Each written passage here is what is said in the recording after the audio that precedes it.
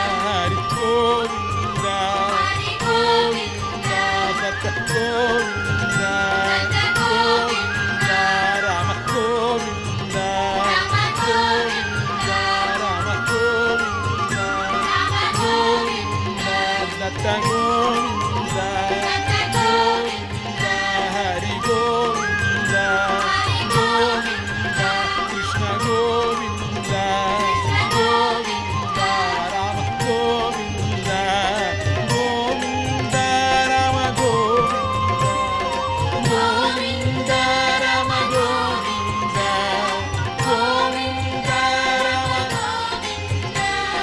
Govinda Hari Govinda Datta Govinda Rama Govinda Hari Govinda Rama Govinda Hari Govinda Rama Govinda Hari Govinda Rama Govinda Hari Govinda Rama Govinda Datta Govinda Datta Govinda Datta Govinda Venkataramana సంకటహరణ కింకర